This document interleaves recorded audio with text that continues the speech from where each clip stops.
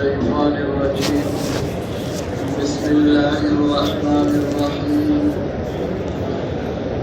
ومن أحسن قولا ممن دعا إلى الله وعمل صالحا وقال إنني من المسلمين. وقال رسول الله صلى الله عليه وسلم: عجبا لأمر المؤمن إن أمره كله له خير وليس ذلك لأحد إلا للمؤمن إن أصابته سراء شكر فكان خيرا له وإن أصابته ضراء صبر فكان خيرا له. وقال رسول الله صلى الله عليه وسلم: إن الله لا ينظر إلى صوركم وأموالكم ولكن ينظر إلى قلوبكم وأعمالكم. وقال رسول الله صلى الله عليه وسلم: جددوا إيمانكم. قيل يا رسول الله وكيف نجدد إيماننا؟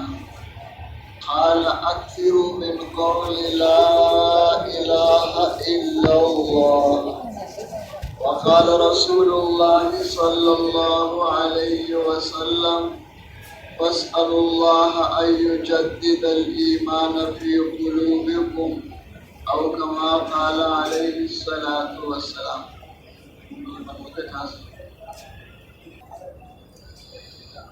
میرے محترم دوستوں، بزرگوں اور بھائیوں،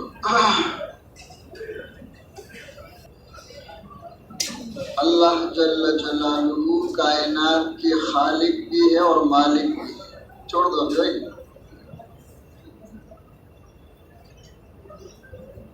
کسی راستے کا علم نہ ہو تو پھر چلنے کا سوال ہی پیدا نہیں ہو سکتا ہے.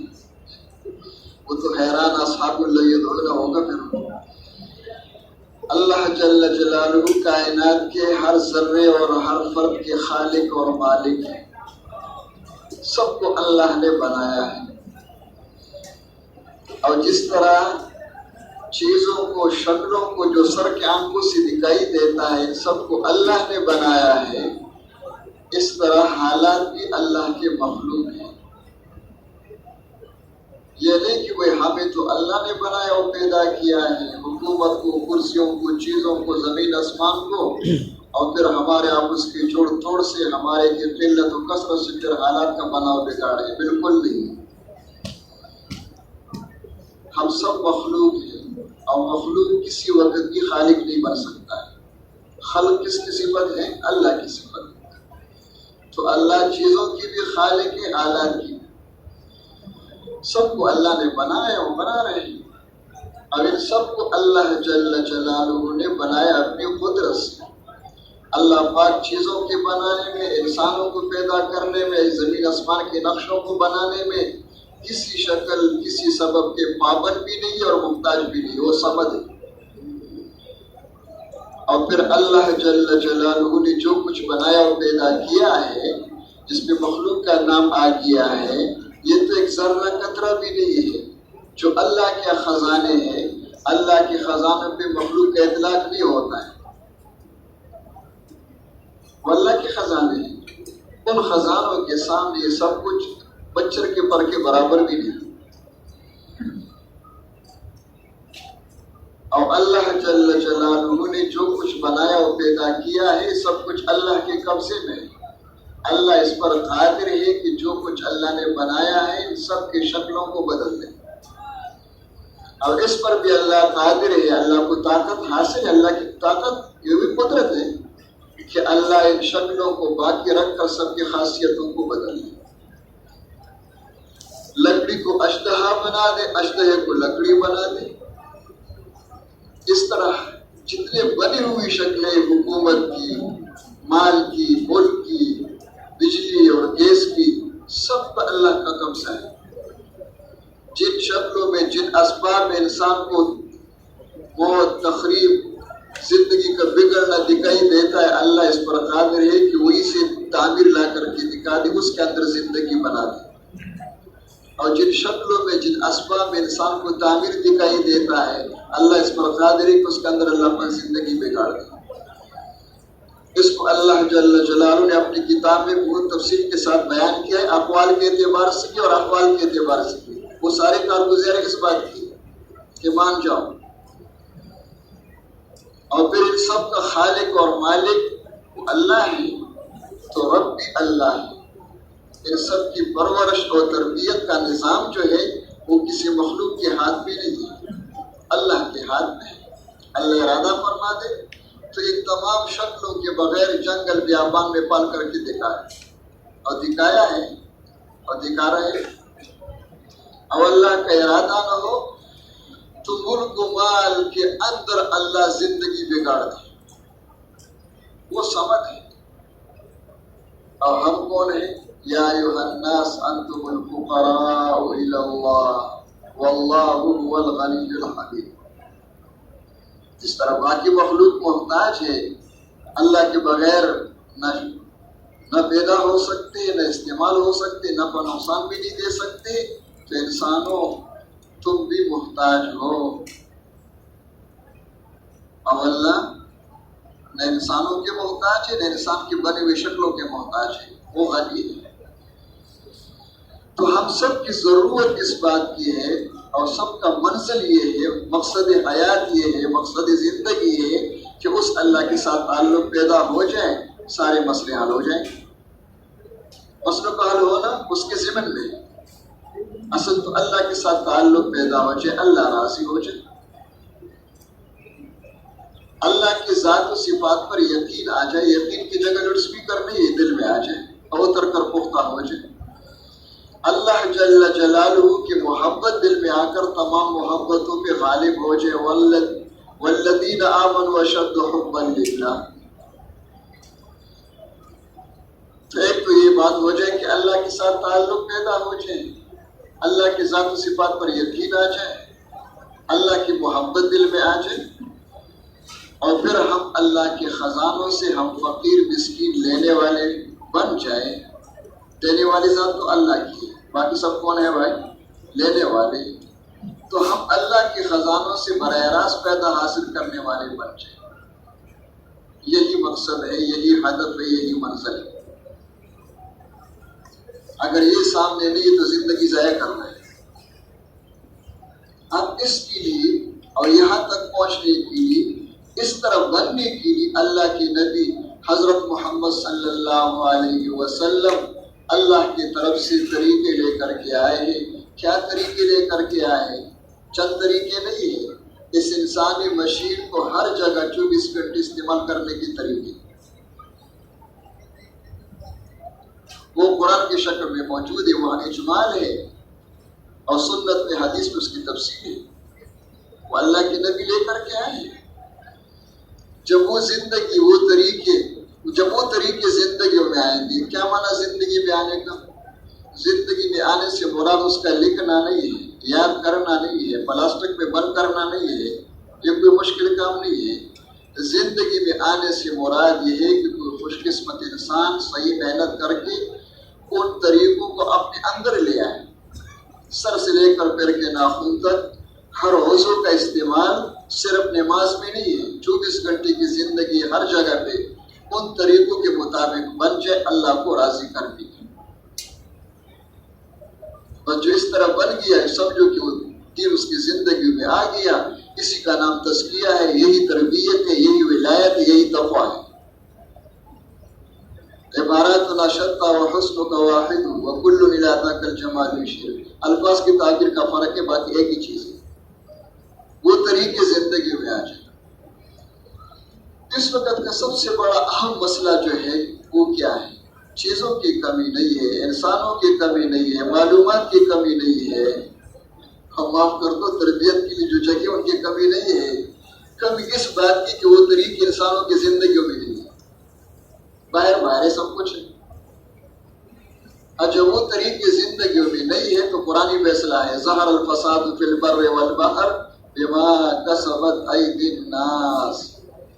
جب اس انسانی مشین کا استعمال غلط ہے، اپنی مرضی سے ہے، خواہشات پر ہیں، عقل کے مارے ہوئے ہیں، اس طرح چل رہے ہیں، اسی پر مصیبتوں کے دروازے، آفات بلیات کے دروازے کھل رہے ہیں۔ اس کے لیے ایک ہی طریقہ ہے کہ زندگی بدل جائے۔ اللہ کے نبی طریقے لے کر کے آئے اور ساتھ اللہ کے نبی نے خوشخبری سنائی کہ اس طرح بن جاؤ گے تو کیا ہو جائے گا، کوئی فرق تو نہیں پڑے گا کہ نہیں، بہت فرق پڑ جائے گا، کیا ہو جائے گا؟ تو اللہ کے نبی دعوت دے رہے ہیں، یا ایھا الناس قولوا لا الہ الا اللہ تفلحوا، اس طرح بن جاؤ تو کیا ہو جائے گا؟ تفلحوا، کامیاب ہو جاؤ گے۔ مشکل یہ ہوتا ہے کہ ہم کامیابی کا نام سے کہ ہاں ٹھیک ہے کامیابی، لیکن پیسے چاہیے، کیا چاہیے؟ ہمارے ذہن میں کامیابی والے کوئی چیز نہیں ہے، پیسہ ہے۔ ویسے بھی وہ ایک کسی نے پوچھا کہ بھائی کامیابی کیا ہوتا ہے؟ اس نے کہا پہلے کبھی سنا نہیں تھا، جب سے تبلیغ میں آنا جانا شروع ہو گیا تو بہت سننے میں آتا ہے۔ سارے بزرگ کہتے ہیں کہ تمام کامیابی اللہ کے ہاتھ میں ہے، اللہ نے دونوں جہان کی کامیابی ایمان و عمل میں رکھی ہے۔ سن کر ہمیں بھی یاد ہو گیا، اور پھر جب کوئی نہیں ہوتا ہے، میدان خالی ہوتا ہے، پھر ہم ممبر پر بیٹھ جاتے تو ہم بھی کہتے ہیں کہ ساری کامیابی اللہ کے ہاتھ میں ہے، اور کامیابی دین میں ہے۔ لیکن کامیابی ہے کیا چیز؟ بزرگوں کو پتا ہوگا کوئی خاص چیز ہوگی، ہمارے اوپر کوئی اثر نہیں ہو رہا ہے، کیا نہیں ہو رہا ہے؟ حالانکہ کامیابی جو ہم کہہ رہے ہیں یہ لفظ فلاح کا ترجمہ ہے، جو اللہ کے نبی فرما رہے ہیں کہ قولوا لا الہ الا اللہ تفلحوا، قد افلح من تزکا، قد افلح المؤمنون۔ شاید عربی زبان میں اس سے زیادہ کوئی جامع لفظ نہیں کہ ایک لفظ میں سب کچھ آ گیا ہے۔ وہ جو آپ فرماتے ہیں حضرات نا کہ بھئی کیا کر دیا، دریا کو کہاں بند کر دیا ہے، ہاں کسی سے بھی کم کر دو، لوٹے میں بند کر دیا ہے۔ فلاح ہے کیا؟ دونوں جہان کی جو خیر ہے، عربی میں تو اس کا ترجمہ ہوتا ہے کہ والفلاح، الفلاح الفوز بالمطلوب والنجات من المرغوب۔ اپنے زبان میں کوئی تشریح کرنا چاہو تو یوں کہو کہ جو انسان چاہتے وہ سب کچھ ہو جائے، جو نہیں چاہتے ان سب سے بچ جائے، اس کا معنی ہے افلاح۔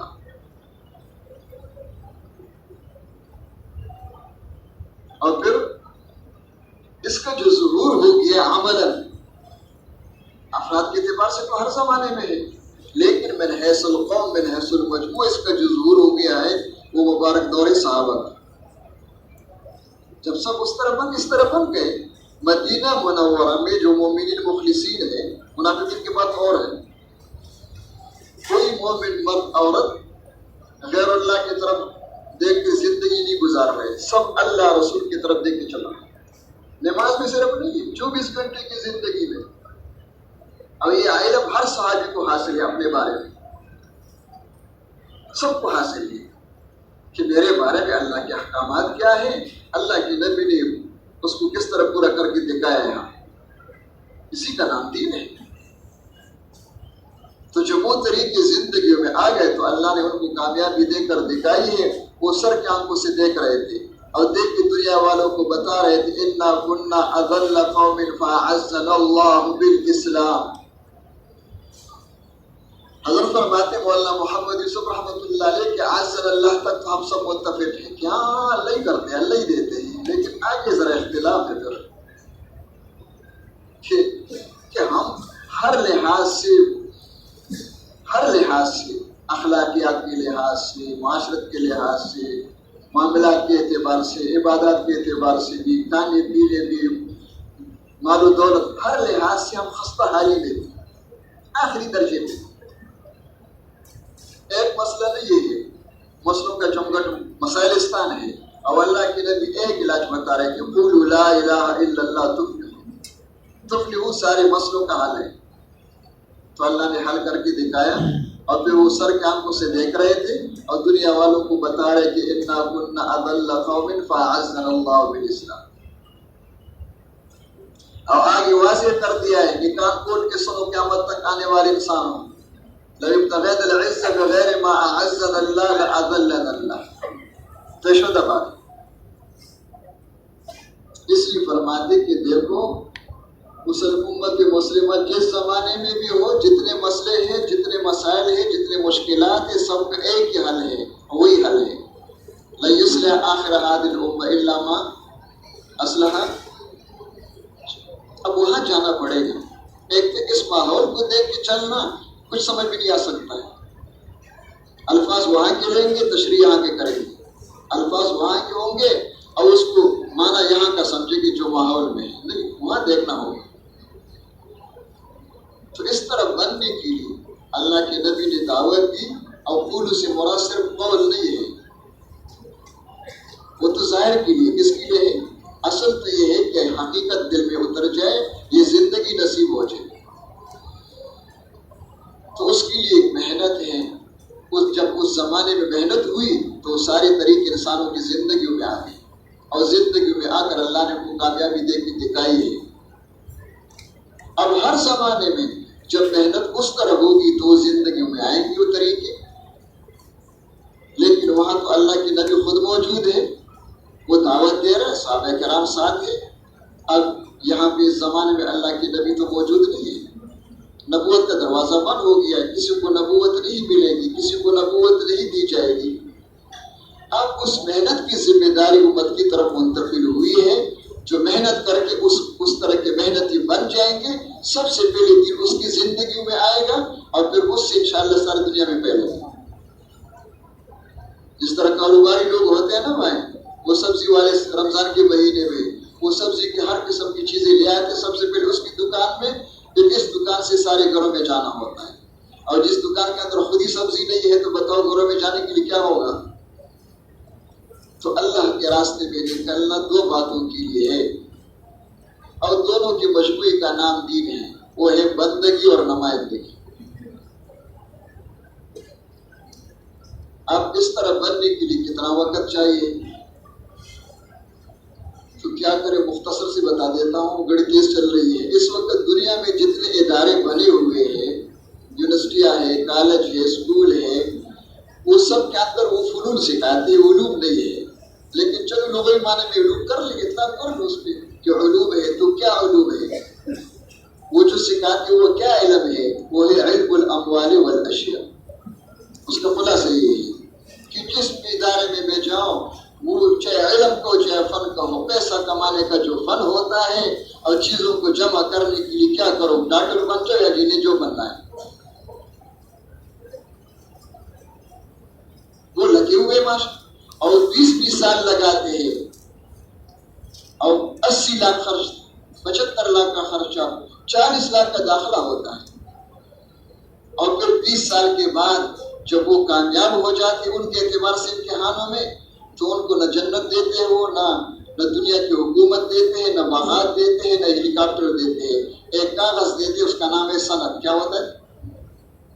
اس سند پر پھر اللہ پاک جنت دیں گے نا ان کو، ڈاکٹروں کو۔ بولو بھائی، کوئی وعدہ ہے؟ دنیا میں کیا ہے ان کو؟ اس سند پر کیا دیں گے ان کو؟ 5 ہیلی کاپٹر مل جائیں گے ان کو، ہاں، 10 جو ہے 9 موٹر مل جائیں گے ان کو، کیا مل جائے گا؟ اس کاغذ پر نوکری ملنے کا امکان ہے، یقین نہیں ہے، کیونکہ چاہ کر نوکر بن جائے اس کے لیے 20 سال لگا رہے ہیں، سب ماشاءاللہ لگے ہوئے ہیں۔ اگر وسعت نہیں ہے تو افسوس کر رہے کہ اگر ہوتا تو ہم بھی بناتے ڈاکٹروں کو۔ اور یہاں پہ جو محنت ہے، جس محنت کو سیکھ کر کرنے پر یقینی نتیجہ ہے کہ وہ اللہ کا بندہ بنے گا، اور جب بن جائے گا اللہ اس کو اپنا نمائندہ بنا دیں گے۔ تو شروع میں آپ نے یہ طے کر دیا تھا کہ جو اللہ کا بندہ بن جائے وہی اللہ کا ولی ہے، وہی متقی ہے۔ تو متقی بننے پر اللہ پاک کچھ دیں گے بھائی، اللہ کی طرف سے کوئی وعدے ہیں، جنت دیں گے۔ کتنی جنت؟ بولو بھائی، کتنی جنت دیں گے؟ ہاں، سارے فرمائے علماء کی مجمع ہے بھائی، بتا دو کتنی جنت دیں گے اللہ؟ ہاں، یہ تو کم سے کم بتا دیا، متقی کم والے ہوں گے۔ آپ حضرات تو ماشاءاللہ اہل علم ہے کہ اس پہ آگے کا نبی نہیں ہے، اس سے کم نہیں ہوگا۔ چلو بھائی، حضرت فرماتے کہ متقی بننے پر، اللہ کے ولی بننے پر اللہ پاک اس دنیا سے سینکڑوں، ہزاروں، لاکھوں، کروڑوں گنا بڑی جنت دیں گے۔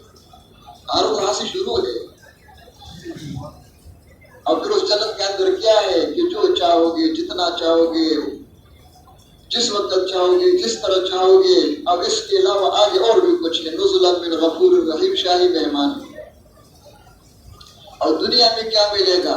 دنیا میں اللہ پاک جنتی زندگی دیں گے، اللہ حیات طیبہ نصیب فرما دیں گے، وعدہ ہے، اللہ عزت دیں گے، اللہ غلامی سے نکال کر سب کے اوپر لائیں گے اس کو۔ تو جہاں نوکری ملنے کا امکان ہے اس کے لیے 20 سال متفق علیہ، اشکال نہیں کسی کو، سب مانتے ہیں، کوئی بوجھ نہیں ہے۔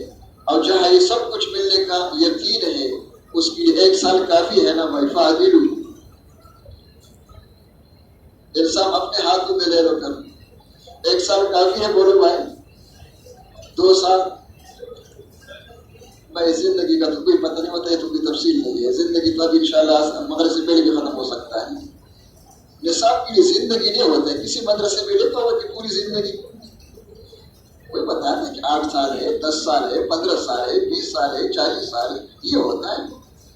یہ جو ہم نے کہا نا پوری زندگی، اس کا معنی کہ کچھ نہ کرو، آرام سے رہو، انشاءاللہ میٹر چالو ہے، کیا چالو ہے؟ اسی نے تو ساری خرابی پیدا کر دی ہے۔ کوئی جملہ اپنی جگہ پہ صحیح ہے، اس کا جو مفہوم آ رہا ہے کہ ساری زندگی ہے، آرام سے بیٹھ جاؤ، تنگ نہ کرو، رمضان شریف ہے، کیا ہے؟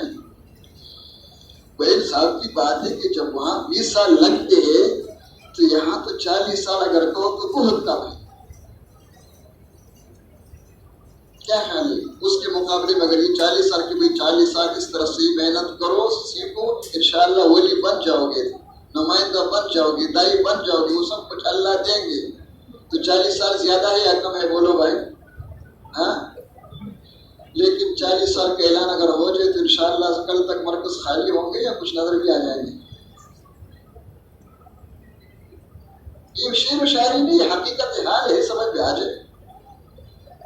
تو بزرگوں نے یہ کہا کہ اوپر تو بہت دور جا چکی ہے، نعرے تو بہت لگاتے ہیں، لیکن اندر کا حال تو یہ ہے۔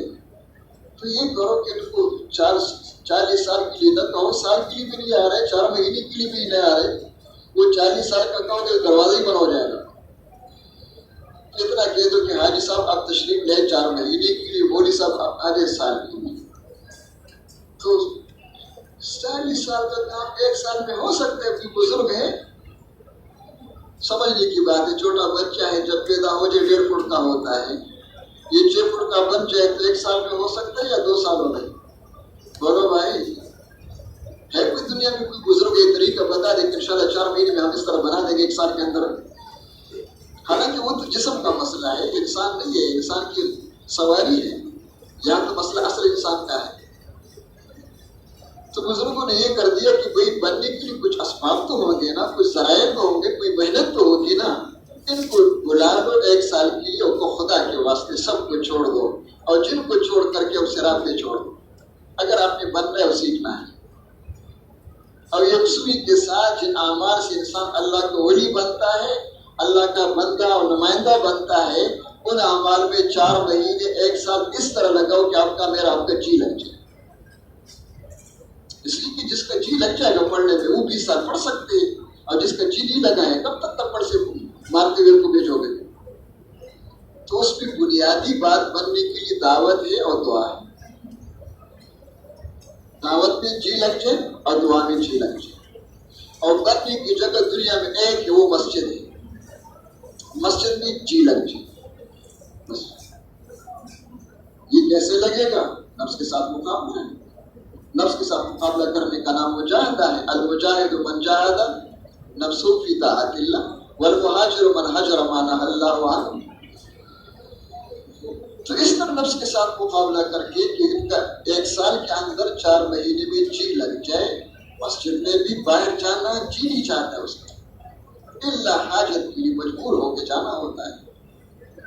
مسجد میں دعوت سننے میں جی لگی ہے، چاہے 5 گھنٹے ہو، چاہے 10 گھنٹے ہو، چاہے کتنا ہو۔ ہم نے تو دائیوں کو دیکھا شاید نہیں ہے، ہمارے بزرگ نے لکھا اپنی کتاب میں کہ میں نے حضرت مولانا محمد یوسف رحمۃ اللہ علیہ کے ایک دن میں 5 بیانات سنے۔ کتنے بیانات؟ ایک دن میں جن میں سے ایک بیان 5.5 گھنٹے کا تھا. تو اندازہ لگاؤ پھر یہ سنی سنائی باتیں نہیں، تحقیق شدہ باتیں بالکل صحیح پراوی ہے جو ان کے ساتھ مشہور معروف عدالت کے اعتبار سے وہ لکھ رہے ہیں. وہ جی لگ جائے تو پھر گھنٹے کیا ہوتے ہیں، 20 گھنٹے کیا ہوتے ہیں، 25 گھنٹے کیا ہوتا ہے، اور جیت لگ جائے تو آدھا گھنٹہ مشکل ہوتا ہے کہ بھائی کب. تو دعوت بھی جی لگ جائے، سننے میں بھی اور دعوت دینے میں بھی اور سوچنے میں بھی. اور پھر جو کچھ ہم سن رہے ہیں، جو کہہ رہے ہیں، جو سوچ رہے ہیں، یہ قولی دعوت ہے، عملی دعوت ہے، پھر کرنا بھی ہو. اور پھر محنت کر کے محنت پہ اعتماد نہ ہو. اعتماد کس پر ہو، توکل کس پر ہو بھائی؟ تو توکل اللہ پہ تب ہوگا جب گھنٹوں کے حساب سے رونا بھی ہو اللہ کے سامنے کہ اللہ دے دے، اپنے فضل و کرم سے دے دے. اس طرح چلے گے تو دعوت اور دعا بھی جی لگے اور مسجد بھی جی لگ جائے. اب اس کا پتہ چلے گا کہ چلے کے بعد اور سال کے بعد واپس جا کر، اگر واپس جا کر حاجی صاحب کا بھی کہو کہ وقت بہت کم ہے، باقی قیاس کریں گے اس پر. ذرا وہ قیاس سے آسان ہوتا ہے نا کہ باقی اس پر قیاس کرو. حاجی صاحب 3 چل لگا کے چلے گئے اور وہاں جا کر جب دیکھا تو مسجد میں نظر ہی نہیں آ رہے کہ کیا ہوا، کہ بھائی وہ کاروبار ٹپ ہو گیا ہے، دیوالیہ ہو گیا ہے. حاجی صاحب جب سے آئے دکان میں ہوتے کہاں ہوتے. کبھی کبھی نماز پہ نظر آتے آخری صف میں ہوتے ہیں. تو یہ بتاؤ کہ حاجی صاحب کے 3 چلے لگ گئے یا دل لگ گیا ہے؟ آپ ذرا بتا دو بھائی، ہاں نہ تو کرو. اس حاجی صاحب کے دل لگ گئے یا 3 چلے لگ گئے؟ زور سے کہو. اور دل نہیں لگا ہے. اور لایا کس لیے تھا؟ وہ 3 چلے تو ذریعہ ہے، وہ تو راستہ ہے، اس کا دل لگ جائے. دل نہیں لگا. آگے بوڑھے صاحب اس پر قیاس کر لو، آگے خود ہی پھر کر لو. بھائی تفصیل میں بھی نہیں جانا چاہتا ہوں. اور اگر واپس جا کر پوچھو کہ حاجی صاحب کہاں ہیں، کہ جو جب سے تشریف لے آئے ہیں ہر وقت مسجد میں ہوتا ہے. فاشهدوا له بالایمان، مسجد میں ہوتے، کبھی گھر آ جاتے، چائے پی لیتے، بس 15 منٹ 20 منٹ کے لیے پھر چلے جاتے ہیں. سونے کے لیے آ جاتے ہیں، تراویح کے بعد صبح سویرے پھر چلے جاتے ہیں. وہاں جا کے پوچھو مسجد میں کہ حاجی صاحب کہاں ہیں، کہ وہ تو آرام سے نہیں بیٹھتے، وہ گشتوں میں جاتے، دعوت دیتے ہیں اور بیٹھ جاتے تو پھر خود بات شروع کر دیتے ہیں. اور جب سب لوگ چلے گئے تو پھر کہ حاجی صاحب کہا کہ وہ وہاں دعا مانگ رہے ہیں. کیا مانگ رہے ہیں؟ تو یہ بتاؤ کہ حاجی صاحب کا دل لگ گیا، 3 چلے لگ گئے؟ زور سے کہو. میرے خیال میں دونوں لگ گئے. 3 چلے بھی لگ گئے اور دل بھی لگ گیا ہے. اور پھر آگے قیاس بھی کر لو نا، کس کو؟ پوری صاحب کس پر قیاس کر لو؟ جس کا سال لگ گیا اور جس کے 3 چلے لگ گئے اور ساتھ دل بھی لگ گیا، مبارک کو یہ پودا لگ گیا، یہ پودا لگ گیا ہے. اب انشاءاللہ درخت بنے گی، لیکن 2 سال کے بعد اور 3 سال کے بعد، 3 سالوں کے بعد. اور جب درخت بنے گی اس کے بعد پھر انشاءاللہ پھل بھی لگے گی، پھول بھی لگیں گے، پھل بھی لگیں گے انشاءاللہ. پھر خود بھی کھائیں گے اور کھلائیں گے بھی انشاءاللہ. تو آپ بتاؤ کتنا ہوگا چیز. وہ قصہ میں سنا دیتا ہوں. ہمارے ایک بزرگ تھے، وہ اوقاف میں جو ہے خطیب تھے یہاں پہ پاکستان میں. اوقاف کی وفد لے کر ملکوں میں چلے گئے. وہاں والے کو دکھا رہے کہ اس یونیورسٹی میں 15,000 لڑکے پڑھ رہے ہیں، یہاں 20,000 پڑھ رہے ہیں، 10,000 ہے. آخر میں پوچھا پاکستان میں اس قسم کی یونیورسٹی آپ کے پاس موجود ہے، ان قسم کی جامعات؟ جامعہ تو جامعہ لفظ ہوتا ہے نا، ہم نے اس کو بہت آسان کر دیا، ہر بورڈ پر جامعہ لکھا ہوا ہوتا ہے، اس سے ایک دم کوئی راضی نہیں ہو رہا ہے. تو انہوں نے کہا اس قسم کی جامعات پاکستان میں بھی موجود ہے. اس نے کہا یہ کیا شے ہے؟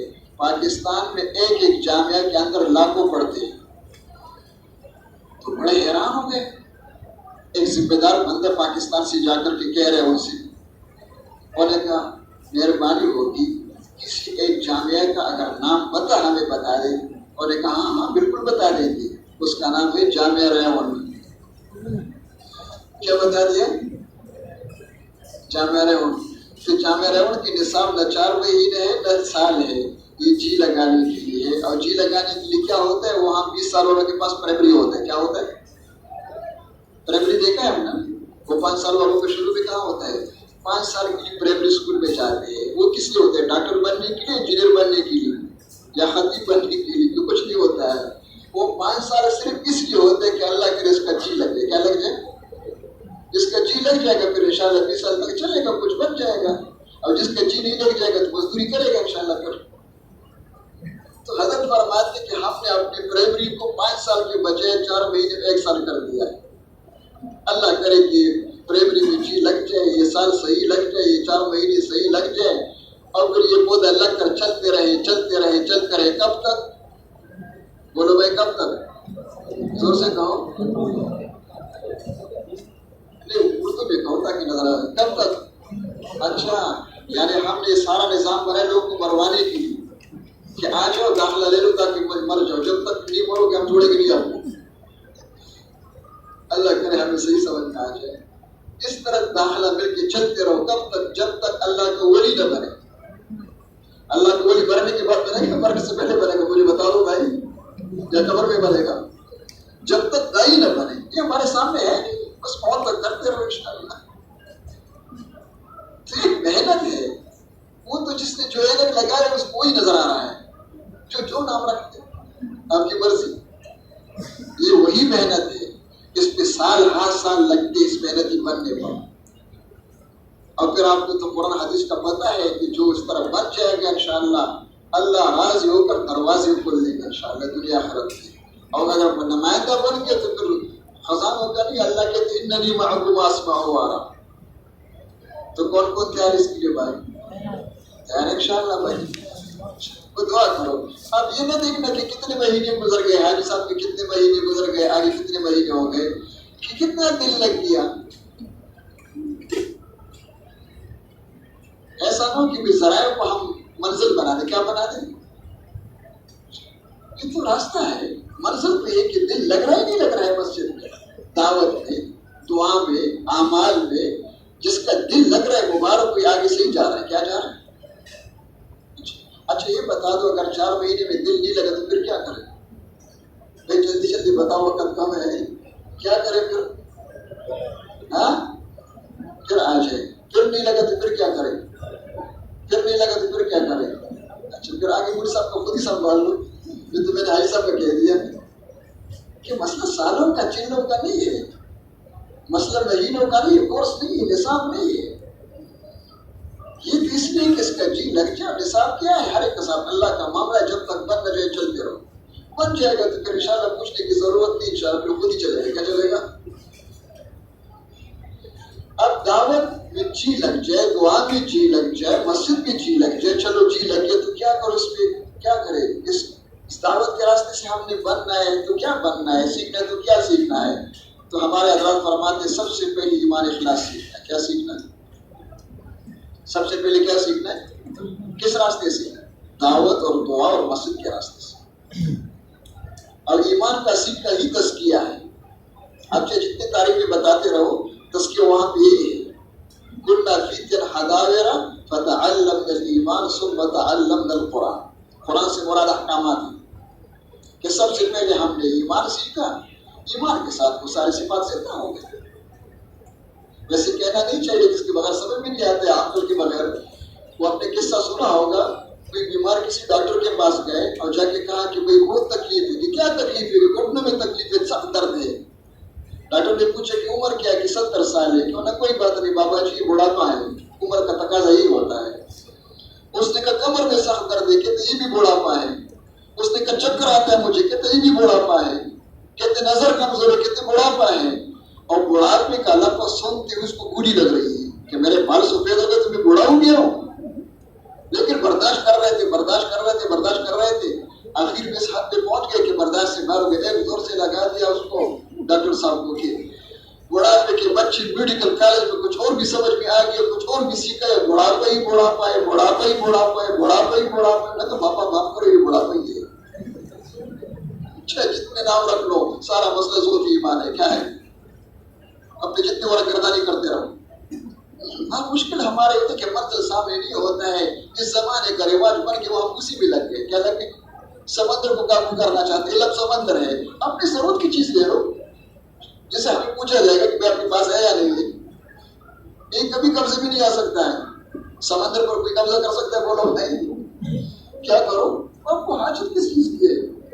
تو سب سے پہلے حاجت ایمان اخلاص کی. اس لیے کہ قرآن کی موضوع یہ ہے کہ اللہ اپنے آپ کو بیان کر رہے ہیں، پھر آج ایمان و اعمال صالحہ کو بیان کر رہے ہیں۔ اعمال صالحہ کا وجود ایمان اخلاص پر موقوف ہے۔ من صام رمضان ایمانا واحتسابا، من قام رمضان ایمانا واحتسابا، من قام لیلۃ القدر ایمانا واحتسابا، یہ شرح قرآن بخاری کی روایت ہے۔ آگے پھر اعمال ہو سکتے ہیں، اس کے بغیر اعمال نہیں ہو سکتے، اور اگر ہے تو وہ اعمال اللہ کے اعمال نہیں مخلوق کے سامنے ہوتے ہیں۔ بقول مفتی صاحب رحمۃ اللہ علیہ کے کہ اس کے بغیر اعمال صالحہ نہیں ہو سکتے، اگر ہو رہے تو سارا معاملہ پلاسٹک کی ہے۔ پلاسٹک کے انگور ہوتے نہیں ہوتے بھائی، کیلے بھی ہوتے ہیں، آم بھی ہوتے ہیں، کھجور بھی ہوتے ہیں، افطاری بھی ہوتے ہیں۔ کسی کو افطاری کروا دو تو کیا کہے گا آپ سے کہ اللہ کے بندے گزار کر رہے ہو، یہ تو سارا پلاسٹک ہے۔ کہ نہیں پلاسٹک کی کھجور ہے، کہ ہاں میں بھی دیکھ رہا ہوں کھجور ہے لیکن ہے پلاسٹک۔ ایمان اخلاص کے بغیر جو کچھ بھی سارا پلاسٹک ہے، قیامت میں پتہ چلے گا جب کہتے جا کر اللہ سے کہ فلاں میدان میں میں آپ کے لیے جان دی، اللہ نے کہا دے تو دی تھی لیکن میرے لیے نہیں ہے۔ کیا نہیں؟ میں نے سب کچھ تقسیم کر دیا کہ ہاں کیا آپ نے، لیکن پلاسٹک کی ہے میرے پاس نہیں ہو، وہی تباہ ہو جاتی ہے جو غیر اللہ کے لیے ہوتی ہے۔